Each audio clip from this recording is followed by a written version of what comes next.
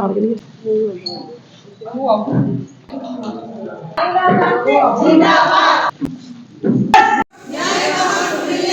भारत जोड़ो न्याय यात्रा कब तक? न्याय का हक मिलने तक। भारत जोड़ो न्याय यात्रा कब तक? न्याय का हक मिलने तक। भारत जोड़ो न्याय यात्रा कब तक? न्याय का हक मिलने तक। भारत जोड़ो न्याय यात्रा कब तक? न्याय का हक मिलने तक। हमने उसमें 5 मुद्दे थे जिस पे उन्होंने यात्रा निकाली है, तो उसमें हमारा नारी जो हमारा नारी न्याय यात्रा भी है, तो उसमें हमारा मुद्दा भी है, तो हम उसको लेके आज जो नारी न्याय कैंपेन आज उसको उद्घाटन कर रहे हैं। तो आपको पता होगा जो महिलाओं के साथ हुआ पिछले जब से भारत सरकार आई है, बीजेपी की सरकार आई है, तो महिलाओं के साथ क्या हुआ है। अगर हम बात करेंगे सोशो इकोनॉमिक का एम्पावरमेंट का, अगर हम बात करेंगे इकोनॉमिक एम्पावरमेंट का, अगर हम एजुकेशन की बात करें, अगर हम सेक्सुअल हैरेसमेंट की बात करें, अगर हम जो महंगाई की बात करें, अगर हम बहुत सारे मुद्दे हैं एजुकेशन को लेकर, अगर महिलाओं की बात करें, अगर हम रूरल सैनिटेशन के बारे में बात करें, तो बहुत सारे मुद्दे हैं जो हमें देखने को मिले हैं इस भारत जोड़ो न्याय यात्रा में। जो हमारा राहुल गांधी जी और हमारी अलका लांबा जी जो ये यात्रा करने के लिए निकले हैं और हमारी महिला कांग्रेस में भरपूर साथ दे रही हैं, उसमें हमारा मुद्दा है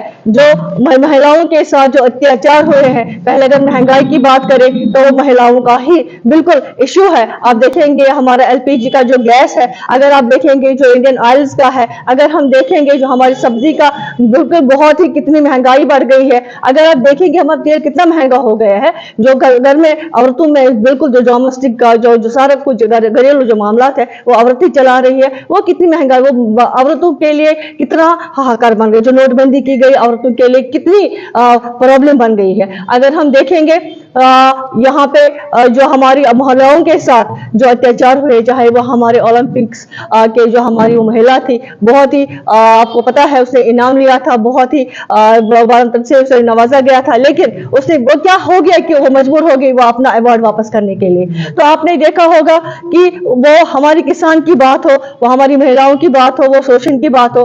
आपने देखा होगा हमारे कठुआ में भी एक आसिफा थी जिसके साथ जो बलात्कार हुआ है, उसके जो कातिल है अभी तक सजा नहीं मिली है। और आपने देखा होगा बिल्किस बानो का केस है, और 5 अगस्त को जब मोदी जी झंडा लहरा रहे थे उसी दिन उनको पैर से रिहा करके और मोदी जी ने और जो भारत की सरकार है उन्होंने उनको माला पहनाकर उनको बीजेपी में शामिल कर दिया है। तो आपने देखा होगा जो हमारी महिला है, अगर हम वुमेन रिजर्वेशन बिल की बात करें तो आपने देखा होगा जो वुमेन रिजर्वेशन बिल है उसमें उन्होंने जो हमारी जो 33 रिजर्वेशन है वो हमारी राजीव गांधी जी ने ही पहले हमने आगाज किया था, लेकिन जो उन्होंने परसों जुमलाबाजी की है कि हम महिलाओं को रिजर्वेशन दे देंगे, तो रिजर्वेशन में अगर आप देखेंगे वो सिर्फ जुमलाबाजी थी, क्योंकि वो इम्प्लीमेंट नहीं हुआ है, ना इम्प्लीमेंट हो रहा है। हम इस प्रेस कॉन्फ्रेंस के माध्यम से आप जो हमारी नारी न्याय जो हमारी कैंपेन शुरू हो रही है, गवर्नमेंट को बिल्कुल सरकार को बताना चाहते हैं कि वो जल्दी से वो जो पार्लियामेंट इलेक्शन भी हो, चाहे वो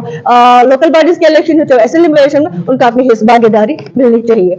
और अगर हम देखेंगे जो हमारे महिलाएं हैं, आपने देखा होगा हेल्थ के मामले में बात करेंगे तो कांग्रेस पार्टी ने अपने जमाने में बहुत ज्यादा जो रूरल एरियाज में एक छोटे छोटे हेल्थ सेंटर बनाए थे, ताकि अगर किसी की डिलीवरी हो जाए, अगर किसी बूढ़े की मतलब ब्लड प्रेशर हाई हो जाए, तो आपने देखा होगा कि पिछले कुछ सालों से वो सारे डिफंक्ट पड़े हुए हैं। कांग्रेस ने लोगों के हित के लिए बहुत काम किए थे, लेकिन आजकल हमारी अगर महिलाओं को कुछ डिलीवरी के लिए भी वहां जाना पड़ता है तो उनकी डेथ्स हो जाती है, बड़े क्राइम्स हो जाते हैं, क्योंकि वो सारे बिल्कुल जो सेंटर्स है बिल्कुल डिफंक्ट है। हम चाहते हैं कि सरकार से हमारी मांग है कि जो भी रूरल एरियाज में वो फिर से, अगर देखेंगे अगर कहीं पे चल भी रहे हैं लेकिन डॉक्टर्स की कमी है, डॉक्टर्स वहां पे नहीं अवेलेबल होते हैं, तो हमारी मांग है कि वो फिर से वापस आ जाए और हमारी वैसे ही रन करे जैसे करते थे, और हमारी महिलाओं के लिए वो सुविधा हो। आपको पता है डिलीवरी पेन कितनी खतरनाक होती है, उनको जब तक बुलूर एरिया तक लिया जाता तब तक उनकी डेथ हो चुकी होती है।